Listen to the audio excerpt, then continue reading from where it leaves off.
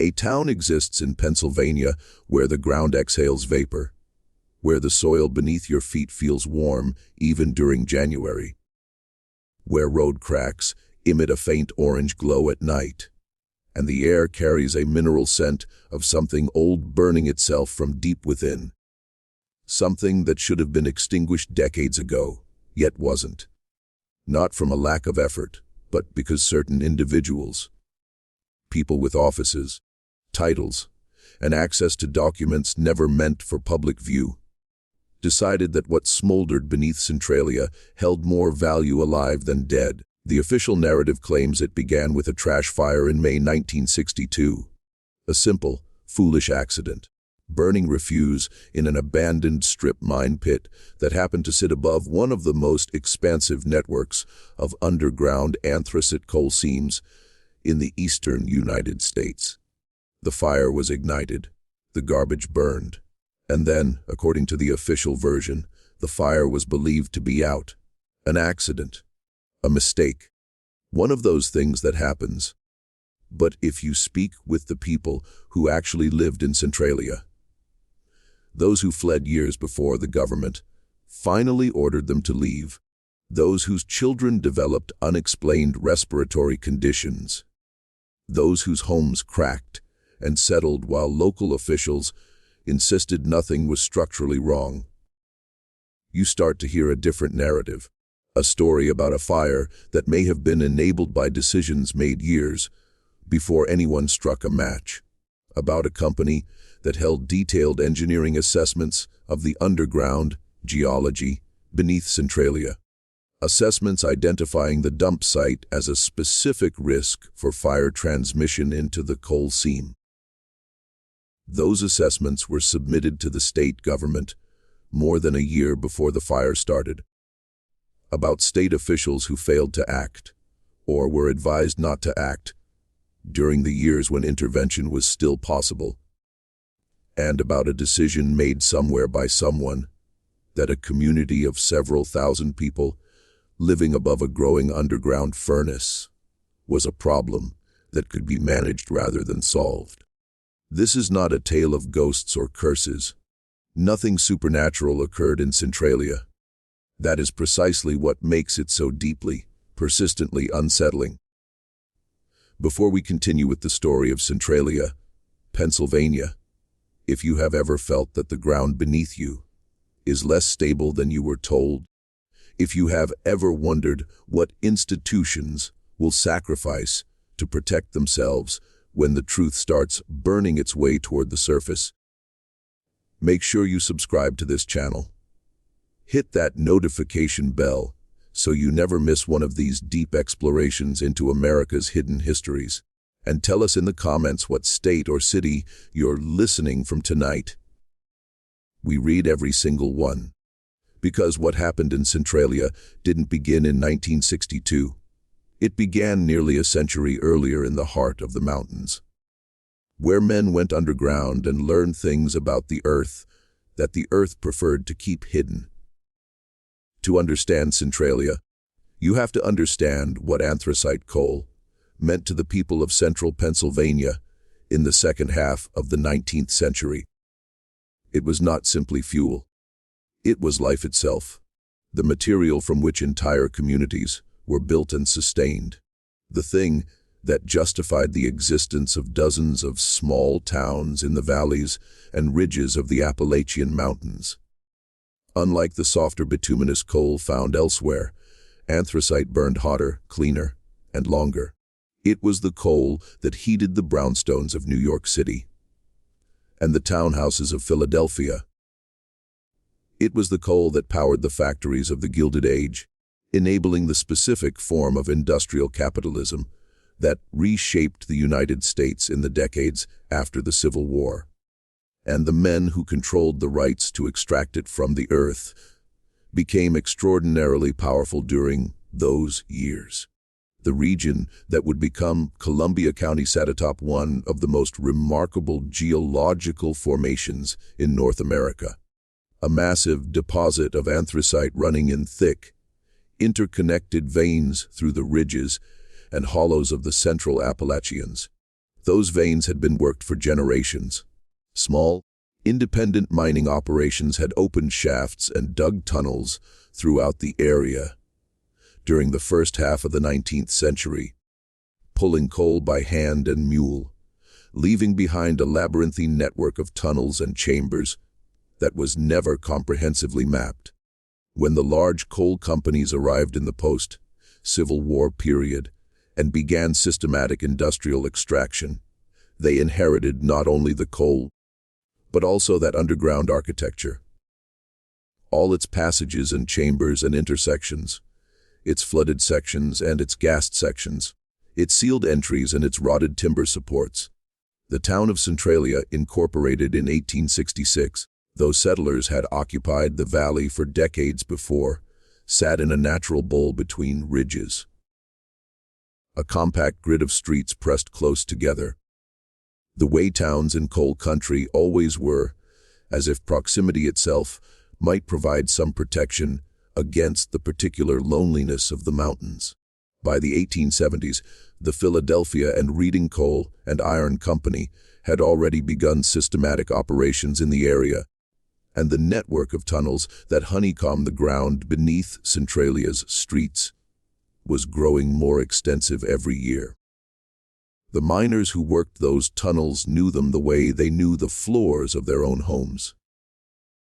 Which passages connected to which, where the ceilings were low, where the air went bad in wet weather, which shafts had been abandoned and sealed with nothing more than a few timbers and a rough fill of ash and dirt. The men who worked those mines were largely immigrants. Welsh-Irish, Lithuanian, Polish, Slovak, Italian.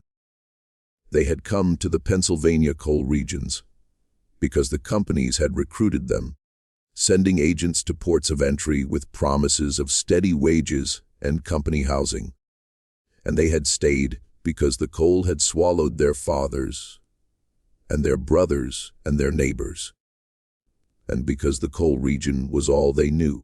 They built churches in Centralia, half a dozen denominations crowded into a town that at its peak held around 2,000 souls. They built a school, a post office, a movie theater, taverns, a lunch counter, a hardware store.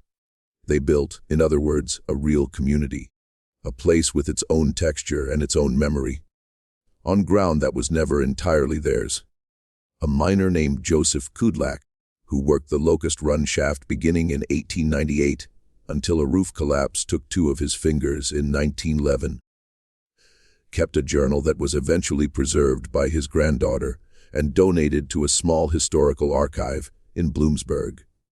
In an entry from the summer of 1903, he wrote something that would read decades later as a kind of unwitting prophecy. The foreman tells us again today to leave the number 7 corridor sealed and to ask no questions about it. He says the gas in there is bad. But I have been at the entrance to that tunnel, and there is no bad air that I can detect. There is only old coal and empty dark, and the sense that whatever is wrong in that place, the company already knows what it is and does not intend to share the knowledge. What Kudlak had sensed, but lacked the technical vocabulary to fully articulate, was that the geological map of Centralia's underground was more complex and more dangerous than the company had ever disclosed to the miners or the community above them. The veins ran not only deep but shallow, in some places less than 50 feet beneath the town streets and yards, and those shallow seams connected to deeper ones through the labyrinthine system of old workings left by generations of small-scale extraction. The ground beneath Centralia was, in other words, full of holes, interconnected, partially sealed, partially flooded, partially filled with gases that accumulated in confined spaces. A vast subterranean architecture that no single person had ever mapped in its entirety. For decades, that simply meant that living in Centralia involved a particular kind of background unease. The occasional subsidence that cracked a foundation. The sulfur smell that rose from certain patches of yard in wet weather. The mine foremen who discouraged questions and kept their own counsel about what they knew of the underground. People adapted. People in coal country had learned, across generations, to adapt to things that would have been considered intolerable elsewhere. That was part of what it meant to live there. A certain toughness, a certain silence about what was simply the condition of one's life. And then, in the spring of 1962, someone lit a match. The official account of what happened on May 27, 1962, is almost deliberately mundane. Members of the Centralia Borough Council authorized the burning of the town's garbage dump, as they had done in previous years without incident. The dump occupied an old strip mine pit at the edge of town on Langdon Street, a shallow excavation that had been used for waste disposal for some time, unremarkable in the way that municipal dumps in small towns always were. The fire was set. The garbage burned. By all outward appearances, the fire was extinguished after the burning was complete. The council members went home. The borough of Centralia proceeded with its ordinary business. Over the following days, workers noticed that sections of the dump were still smoldering. They applied water. They covered smoldering areas with soil. They returned the next day, and the smoldering continued. This was not at first treated as an unusual situation. Dump fires sometimes lingered, and the standard remedies usually worked within a few days. What no one on the Borough Council knew, and what the state agency responsible for mine safety almost certainly did know, was that the Langdon Street dump had been constructed in a location that posed a specific and documented risk. An engineering assessment commissioned in April of 1961, more than a year before the fire, by the corporate entity holding mineral rights to the coal seams beneath Centralia, had identified the dump site as adjacent to, and in some sections, directly above, an unmapped series of old workings that connected to the main seam network. The assessment noted, in careful technical language, that burning operations at the dump site should be conducted under supervision, given the risk of fire transmission to the underlying coal seams. That assessment had been submitted to the state government. It was in a filing cabinet somewhere in Harrisburg, while the Borough Council voted to burn the dump in May of 1962. Nobody told the Borough Council. Nobody sent a memo, or made a telephone call, or posted a notice. Nobody pulled the engineering file and said, "Wait, this location has been identified as a risk." And so the fire found the coal. Not dramatically, not with an explosion or a visible catastrophe that would have required immediate response, but slowly, invisibly, in the way that underground fires always begin, a thin, unmapped seam along the edge of the pit. The fire followed the seam. The seam connected to others. The network of old workings provided passage. The fire moved. Coal seam fires are not like surface fires. They don't roar. They don't produce the visible drama that prompts immediate response. They smolder at temperatures that can exceed 1,000 degrees Fahrenheit, while leaving the surface above them looking, to the casual observer, more or less normal. They follow seams wherever the seams lead, through the dark, through old tunnels, through the complex underground geography that no surface map fully captures. And they are extraordinarily difficult to extinguish once they have established themselves in a seam system, particularly when that system is as extensive and as poorly mapped as the one beneath Centralia. In the weeks and months following the May fire, the State Department of Mines and Mineral Industries received reports from inspectors who had visited the dump site. The reports noted ongoing subsurface combustion. They noted that standard suppression methods were not producing the expected results. They noted that the fire appeared to be spreading beyond the boundaries of the dump pit. And then, for a period that would later become the subject of considerable scrutiny, no decisive action on those reports called for simply did not materialize. The reasons for that inaction bring us to the part of the Centralia story that the official histories tend to narrate as bureaucratic inefficiency, interagency coordination failures, budget constraints, the challenges of responding to an unprecedented situation. Those explanations are not entirely wrong. They are simply incomplete. In 1962, the coal industry in Pennsylvania was in a state of managed decline.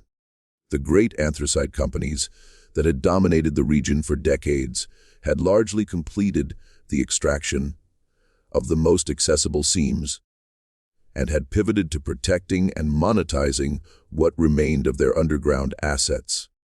The mineral rights beneath Centralia, the legal ownership of the coal still in the ground, were held by a corporate entity that was itself a successor to one of the original mining companies, now part of a larger energy conglomerate based in Philadelphia.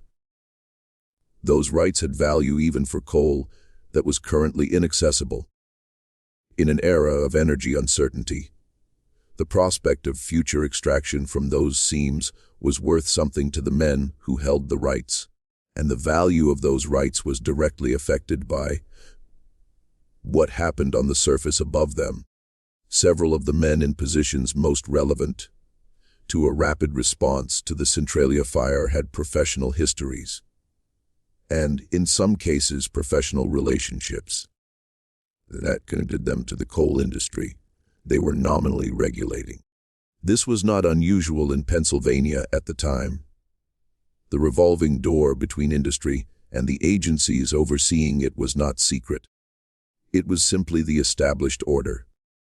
The way things had worked for decades in a state where coal was king, and the people who ran coal were woven through the fabric of government and civic life at every level.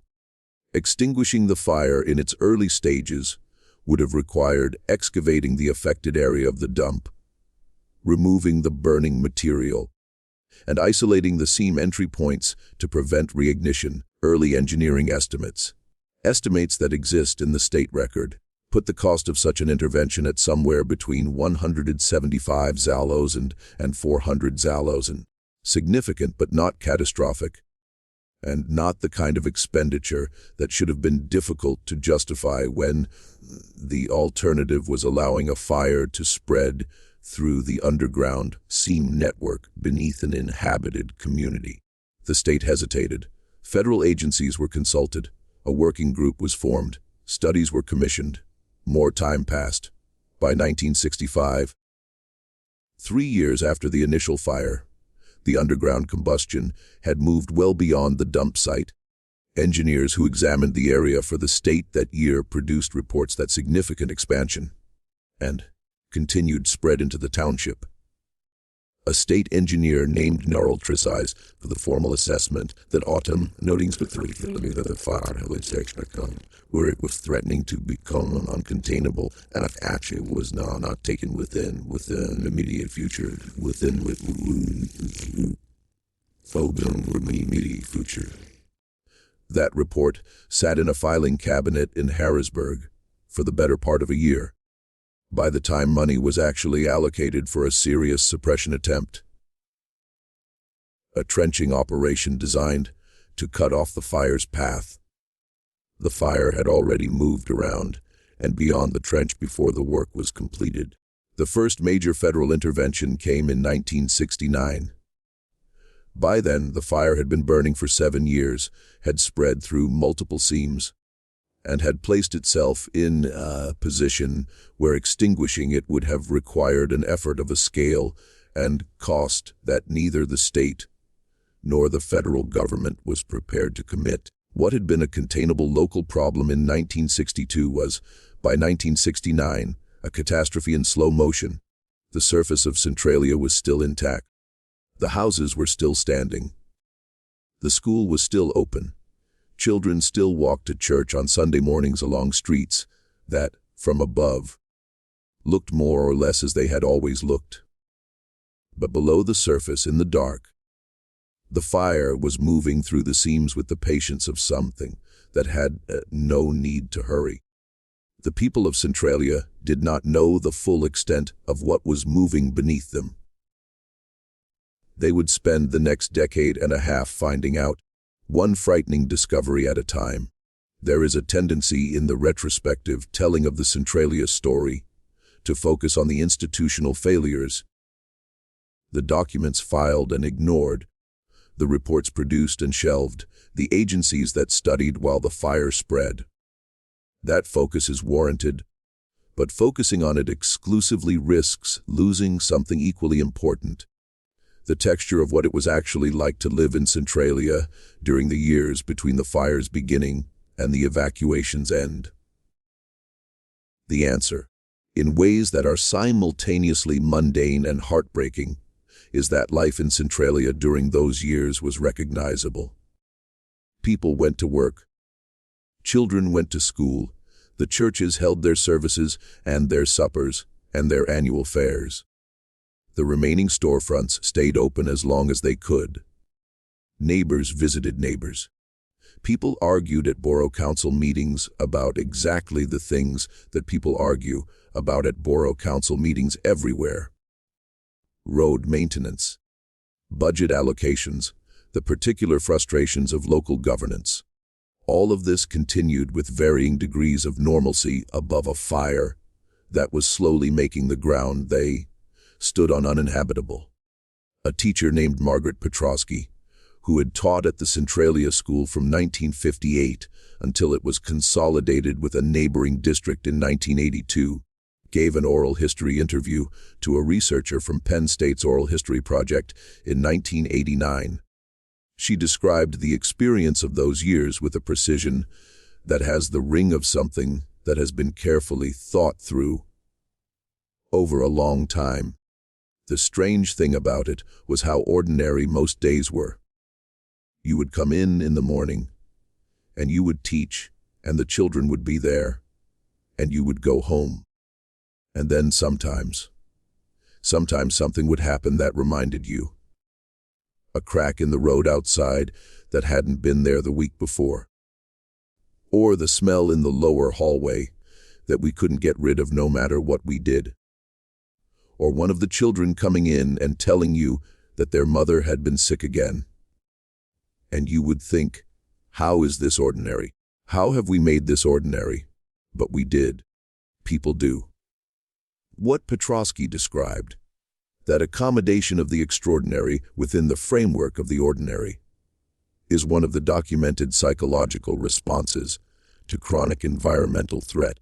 When people who cannot immediately remove themselves from a dangerous situation develop a form of normalization that allows daily life to continue. It is not denial exactly.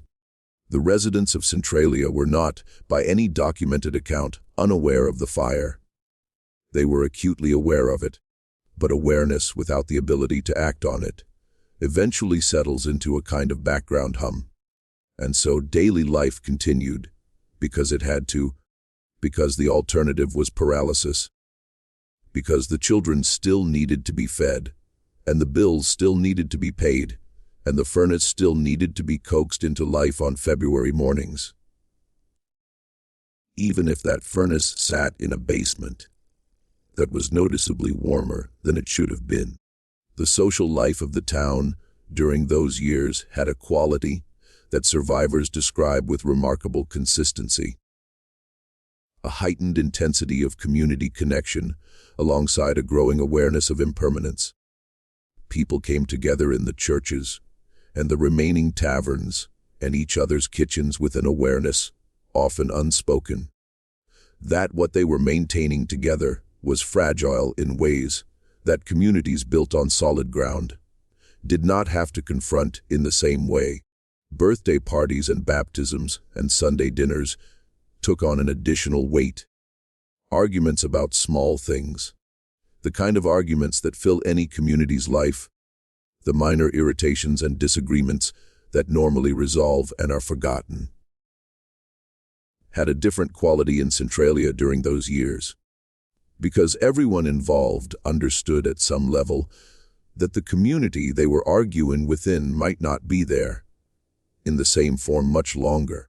Father Bernard Czerny, who served as pastor of one of Centralia's Catholic parishes from 1971 through the final years of the evacuation, described his experience of those years in a memoir published privately and available in the Bloomsburg Historical Collection. He wrote, "I have been present at a great many deathbeds in my ministry, and I recognize now that what I was witnessing in Centralia during those years was something structurally similar. The particular quality of time that belongs to a life that knows it is ending, where each ordinary moment carries a weight it wouldn't have in circumstances of apparent permanence. People in Centralia during those years loved their community with an unusual fierceness, and they fought for it with an unusual tenacity. And when they finally had to leave, the grief was of a kind I had not encountered before. Not the grief of bereavement, but the grief of a community that had been deprived of the future it should have had." By the mid-1970s, Centralia had already begun to change in ways that were difficult to quantify, but impossible to miss for anyone who had known the town before. The population was declining steadily, in the way of a community that has begun to sense something wrong, without being able to name it precisely. Young people left after high school and didn't come back. Families who could afford to move quietly did. The storefronts on Center Street emptied one by one. The hardware store closed. The movie house closed. The lunch counter contracted its hours and then its ambitions. The fire made itself known in different ways in different parts of town. In some yards, the grass had died in patches, brown ovals and otherwise green lawns. The soil beneath them warmed to the touch in December, when the ground should have been frozen hard. In some basements, a smell collected in corners and along floor joints, sulfurous, mineral, the smell of something old burning deep underground. Carbon monoxide, colorless and unscented, accumulated in enclosed spaces at concentrations that gave people headaches and slowed their thinking, and made the air feel thick and wrong in ways that were hard to articulate to someone who hadn't experienced it. In at least a handful of cases that exist in the documentary record, people lost consciousness in their own homes. A physician named Dr. Raymond Selecki, who had grown up in a neighboring town and had maintained a practice serving the coal region community for years, began noticing patterns among his Centralia patients in the early 1970s that troubled him deeply. He documented elevated rates of respiratory illness among residents of certain blocks. Illness that did not respond normally to standard treatment, and that seemed correlated with duration of residence, rather than with individual health history. He documented neurological symptoms consistent with chronic low-level carbon monoxide exposure, fatigue, persistent headaches, cognitive dulling that patients described as a kind of ongoing mental fog, mood disturbances that developed in people with no prior history of such symptoms.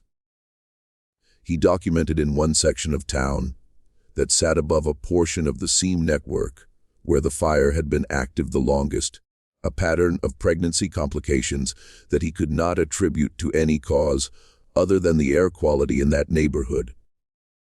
Dr. Selecki submitted his findings to the Pennsylvania Department of Health in 1977. He received an acknowledgement letter. He submitted a follow-up with additional documentation in 1979. He received another acknowledgement letter. In a letter written to a colleague in March of 1980, he described his frustration with a precision that still reads as striking. "I have come to understand that the people of this community are, in the calculus of whoever is making these decisions, an acceptable loss. Not in any policy document, nothing written explicitly, but in the pattern of what happens to every request for action. It is studied. The study generates recommendations. The recommendations generate further study. and the families living above the fire breathe the air and wait for something to change. The story of Walter Gasparetti gives that abstraction a particular human face. Walter had been born in Centralia in 1931, the son of an Italian immigrant miner who had come to the coal region before the First World War and never left. Walter had grown up in the town, had married a woman named Rose Brennan, whose people had been in the valley since the 1880s, and had spent his working life as a plumber serving the local community. He knew the town the way you can only know a place you have inhabited across a lifetime.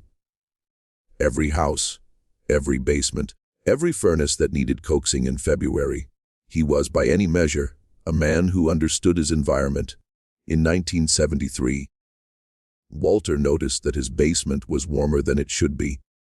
Not alarmingly at first, but distinctly, persistently warmer in a way that did not respond to any obvious mechanical explanation. He installed a carbon monoxide detector on the advice of a neighbor who worked with the mine rescue service and had begun telling people quietly that they should take precautions. The detector triggered on several occasions in the early morning hours when the house was closed up. Walter went to the borough council. He wrote to the state office in Bloomsburg. He sent a letter to the Department of Environmental Resources in Harrisburg. He was told the situation was being monitored. He was told his readings were within parameters under review. He was told, in the bureaucratic language designed to convey attentiveness while committing to nothing, that the appropriate agencies were aware of his concerns. In the winter of 1976, Rose Gasparetti found her husband on the floor of his basement, unresponsive, where he had gone to check on a pipe. When help arrived and the basement was ventilated and measurements were taken, the carbon monoxide concentration in that space was found to be approximately 3 times the level that the state's own standards classified as immediately dangerous to human life. Walter survived. The damage to his heart and his lungs was not reversible. When Rose testified before a state legislative committee in 1983, 7 years later, by which point the evacuation of Centralia was well underway, she brought the letters. She had kept every letter Walter had written to every agency and every form response those agencies had sent back. She spread the papers on the table in front of the committee members.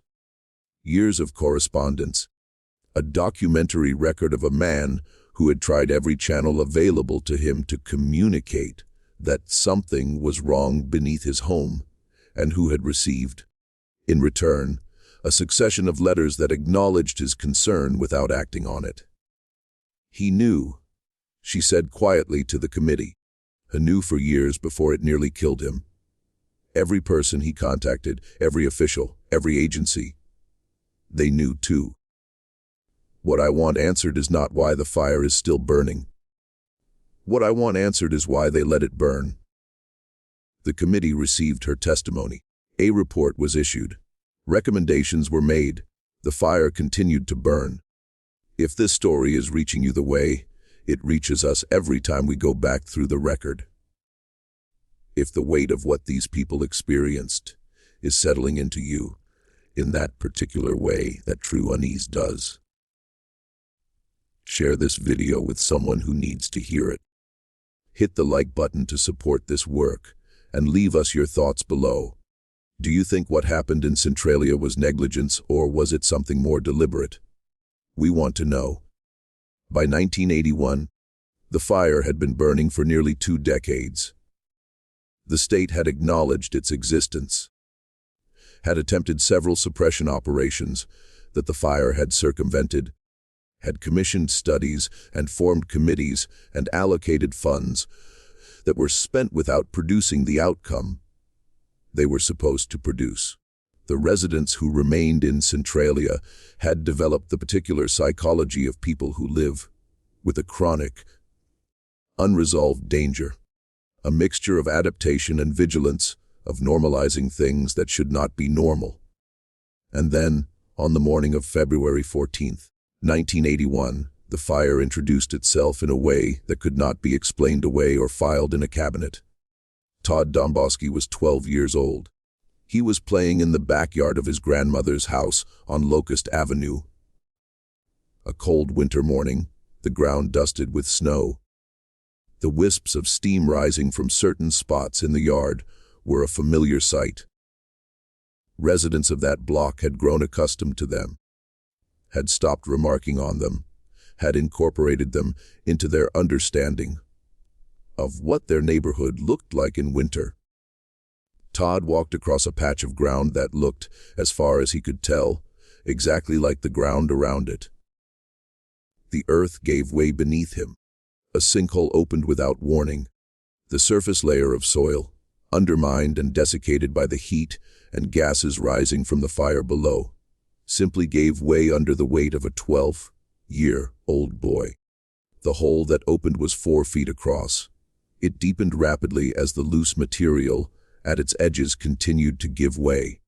The depth would later be estimated at somewhere between 50 and 150 feet. From the darkness below, carbon monoxide and heat rose in a column that was immediately visible as a rush of warm, fall air against the February cold. Todd survived because his cousin Dennis was nearby and reached him immediately. Gripping his arm while Todd hung in the opening, and the earth continued to crumble around them, extending the hole outward and downward. Others arrived and helped pull him out. The exposure to the gases rising from the seam below was significant enough to require medical attention. If he had been alone, if his cousin had not been close enough, if the hole had been another foot wider when Dennis grabbed for him, he would have died. The carbon monoxide levels in the gases rising from below were, as measured shortly after the incident, at concentrations that would render a person unconscious within minutes and dead within a quarter hour. The photographs of the hole circulated nationally. The image was stark and undeniable, a gap in an ordinary backyard and steam rising from the darkness below, the edge of a snow-dusted lawn crumbling at the rim. Congressional representatives demanded briefings. The journalists who had been covering the Centralia story for years finally had a picture that required no explanation. A 12-year-old boy had nearly disappeared into the burning ground on Valentine's Day, and this particular photograph was one that institutions could not produce a study group to manage. The evacuation process, which would unfold over the following decade, was set in motion by a 12-year-old boy who went outside to play on a winter morning and found that the ground where he stood was not what it appeared to be. This is one of the precise, specific ironies of the Centralia story, that the moment of maximum visibility was also the most personal, the most human, the hardest to abstract. Not a graph of underground temperatures, not an engineering assessment. A child, a hole, a cousin close enough to grab his arm. In the spring of 1997, a doctoral candidate at Pennsylvania State University working on a dissertation about mid-century coal industry regulation made a discovery in the state archives in Harrisburg that stopped him cold. His name was Michael Fury. He was researching the regulatory framework governing strip mining in the post-war period, and had been working through a large, imperfectly organized collection of files from the Department of Mines and Mineral Industries, the predecessor agency to the Department of Environmental Resources. The collection covered decades of regulatory activity and had not been systematically reviewed since its original deposit in the archive. Near the back of one filing cabinet, misfiled under a heading for Schuylkill County rather than Columbia County, Fury found a folder containing documents dated from 1961 and 1962. Engineering assessments prepared by a consulting firm working for the corporate entity that held mineral rights to the coal seams beneath Centralia. Detailed, technical, precise. They described the underground geology of the area with a thoroughness that made clear the commissioning company had invested serious resources in understanding what lay beneath the town. One section of those assessments addressed the Langdon Street dump site specifically. The language was hedged, the language of engineers who understood they were producing a document that might someday be reviewed by lawyers. But the substance was unmistakable. The dump occupied a former strip mine pit. That pit was adjacent to, and in several places directly above, a series of old workings that connected to the main seam network beneath the township. Any burning operations at this site should be conducted with specific precautions and under qualified supervision, given the risk of fire transmission to the underlying coal formations. The assessment was dated April 1961, more than a year before the fire. Fury sat in the archive reading room for a long time after he understood what he was looking at. He read through the documents again. He identified the state agency filing code on the folder, which indicated it had been received and logged by the Department of Mines and Mineral Industries. Received, logged, filed. And then, apparently, never acted upon in any way that prevented the Borough Council from authorizing the burning of that same dump site 14 months later. The Borough Council had no access to the mineral rights assessments submitted to the state agency. They were a local governing body, making a routine municipal decision. They did not know that an engineering firm had told the state government, more than a year before, that burning at Langdon Street posed a specific and identifiable risk.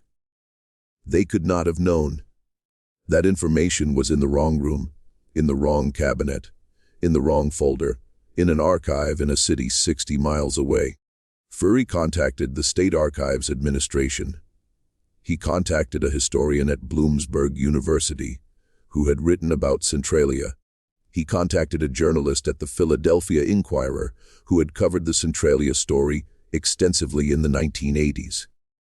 The journalist made inquiries. She contacted the Department of Environmental Resources, the State Attorney General's office, and the corporate successor to the entity that had commissioned the 1961 assessments. The response from the state was that the documents were historical materials outside any applicable statute of limitations. The response from the corporate successor was that its legal team had reviewed the matter and had no comment on historical documents. The response from the Attorney General's office was that no investigation was warranted based on the information provided. The documents were described in a sidebar article in the Inquirer in 1998. It ran on page B7. There was no follow-up investigation. There was no legislative hearing.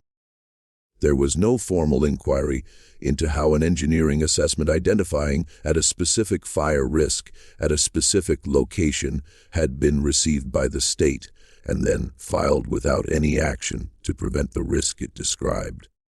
The fire beneath Centralia was still burning when the article ran. It is still burning now.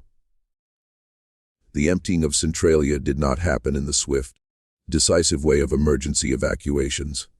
It happened the way that slow catastrophes always resolve, unevenly, incompletely, with the people most affected carrying the weight of decisions that were made at a distance by institutions that would not be living with the consequences. Federal relocation funds began arriving in 1984, following years of congressional attention and the sustained advocacy of a small group of residents who had, by that point, become practiced navigators of the machinery of government response. Families began accepting buyout offers. Some left with relief, grateful for any resolution to a situation that had been unresolved for more than 2 decades. Some left with fury, the particular controlled anger of people who understood they were being compensated for something that should never have happened at all. Some held out for better terms, arguing with federal agents over property valuations in kitchens, where the carbon monoxide detectors had been sounding for years. And a few simply refused. Refused on the principle or from necessity or from the willingness to have the life you have built and the place where you have buried your dead is simply going to be purchased out from under you at a price set by the people responsible for the situation in the first place. A woman named Eleanor Witoshek, whose family had been in Centralia for 3 generations, refused the first 2 buyout offers and stayed on Locust Avenue until 1992. She had raised her children in that house. She had buried her husband from the church 2 blocks away. She had worked for decades at the lunch counter. That had closed when the grocery store closed, when the hardware store closed. She knew the town in the intimate, accumulated way that only long habitation makes possible. In an interview given to a Bloomsburg newspaper, shortly before she finally accepted relocation, she said, "They keep telling us the town is finished. But who decided that? Who decided when we were done? It wasn't us. We didn't decide to have the dump where it was. We didn't decide how the state responded. We didn't decide any of this. We were just here. And now they want to pay us for what was ours and call it settled." Her words contained something that went beyond personal grievance, because she was right in a precise and documentable way. The people of Centralia had not decided to build a garbage dump on ground above unmapped mine workings. They had not decided to have the state in possession of an engineering assessment, identifying the dump as a fire risk, without acting on that assessment. They had not decided to have officials who delayed intervention through the years when the fire was still containable. These decisions had been made for them by systems and institutions operating with interests and information that the residents of Centralia did not share and were not told about. By 1992, the population of the town had fallen below 100. By 2000, it was fewer than 20. The zip code 779027 was discontinued by the United States Postal Service in 2002, a bureaucratic confirmation that the town, for official purposes, no longer existed. The street signs were removed. The roads that had served the departed neighborhoods were torn up. The property acquired through eminent domain was left to whatever process of slow reclamation the vegetation and the elements and the heat rising from below would perform upon it. The church where Father Czerny had ministered through the years of crisis, St. Ignatius on Wood Street, was one of the last structures to be demolished. The former congregation, scattered across multiple communities in the region, had maintained a connection to the building long after most of its members had left Centralia. When demolition finally came, there were people who drove hours to be present, to stand on the sidewalk outside the building where they had been baptized and confirmed and married, and where they had buried their dead, and watch it come down. The ground beneath them, even then, was warm. Just when we thought we understood the full picture of what happened in Centralia, just when the scale of the loss seemed to have been fully established, new questions began to surface about what the fire was still doing and what some people may have always wanted it to do. There is a question that runs beneath every account of Centralia, beneath the official histories and the journalistic investigations and the academic analyses, beneath all the documents that have been reviewed and all the testimonies that have been recorded. It is a question that none of the official investigations has ever fully answered. A question that the people who lived in Centralia asked themselves and asked the men in offices and agencies who came to meet with them and take notes and produce reports, and never received a satisfying response to. The question is this: who benefited from the fire continuing to burn? To answer it, You have to think about the underground in a different way than the official story encourages. The coal seams beneath Centralia still contained substantial deposits of anthracite at the time the fire started in 1962. The most accessible seams had been worked, but there were deeper and more extensive deposits that the technology and economics of mid-century extraction had left in place. Those deposits, the mineral rights to that coal, were held by corporate entities that were, by the early 1960s, subsidiaries of larger energy conglomerates. The value of those rights was real, even for coal that was currently inaccessible. In an era when energy economics were volatile and the future of coal was uncertain, but not foreclosed, the holders of mineral rights beneath an inhabited community sat on an asset whose development was complicated by the presence of the people living above it. You cannot strip mine beneath a community. You cannot excavate the shallow seams beneath a residential neighborhood without relocating the residents above them. The legal and political obstacles to large-scale surface disruption of an inhabited area are enormous. Eminent domain proceedings, community opposition, media attention, the full weight of a community's claim to the ground it has occupied for generations. These obstacles are not insurmountable, but they are costly. They take time. They generate scrutiny. They produce the kind of public conflict that companies and the officials connected to them prefer to avoid.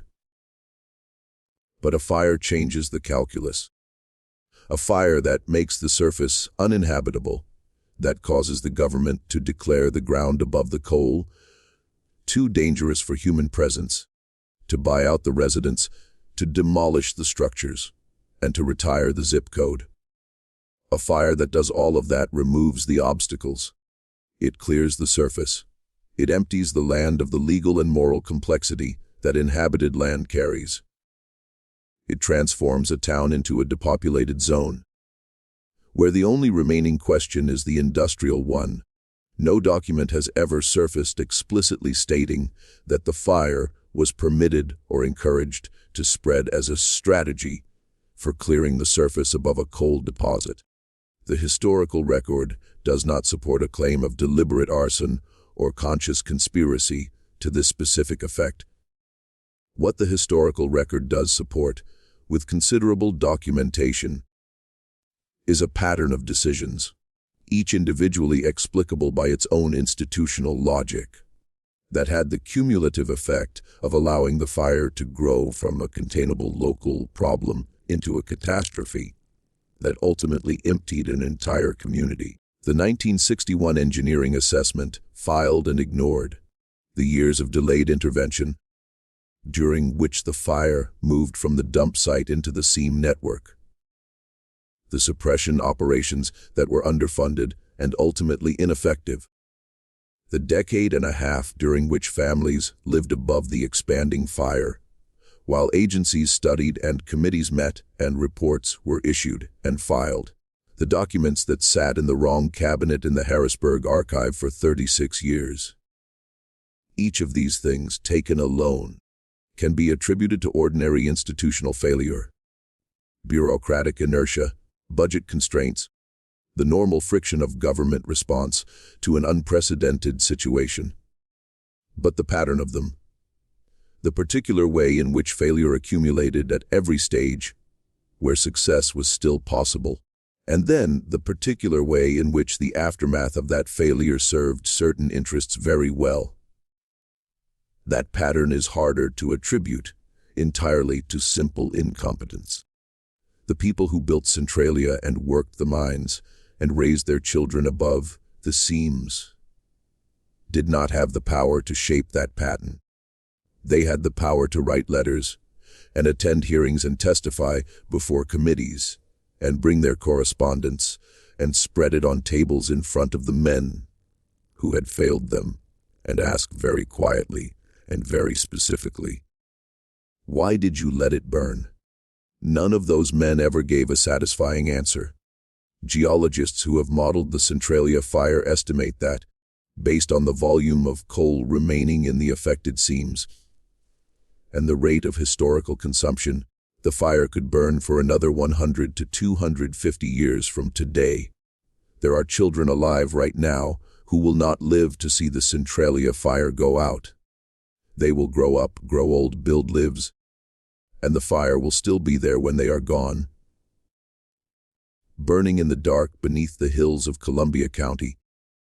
Patient in the way that geological processes are patient, indifferent to everything that has happened on the surface above it. The town itself is a kind of ghost, not in the supernatural sense, but in the very real, very physical sense of a place that exists in the structures of official documentation without existing on the ground. The street grid is still visible from the air. The intersections, the block patterns, the lots where houses stood before the demolition crews came. The vegetation has worked its way through the old foundations. The cemetery is still there, its stones still standing above ground that is warm to the touch, where steam rises on cold mornings through the grass between the grave markers. A small number of people, fewer than 10 by the most recent available counts, remain. They live under an agreement with the state. They may stay in their homes for the duration of their lives, after which the properties revert to Commonwealth ownership. It is, depending on your perspective, either a recognition of something that could not be taken from them, or the final act in a very long process of managed erasure. The last people standing on ground the state has already declared does not exist as a community. If you walk through what remains of Centralia on a cold morning, and people do walk there, drawn by the strangeness of it, by the steam rising from earth that should be frozen, by the snow, free patches on the hillsides where the heat below keeps the ground clear. You can feel the warmth through the soles of your boots. You can smell it. That mineral, ancient smell of coal burning deep and slow. The earth beneath you is alive in a way that has nothing human about it, and yet it is entirely the product of human decisions. Every degree of warmth in that ground, every wisp of steam, every crack in what used to be a road, the result of choices made by specific people in specific offices for reasons that were never fully disclosed to the people who lived above. Eleanor Wojtosiek is gone. Walter Gasparetti is gone. Dr. Raymond Selecki is gone. Harold Tresize, who filed the 1965 report that sat in a cabinet for a year, is almost certainly gone.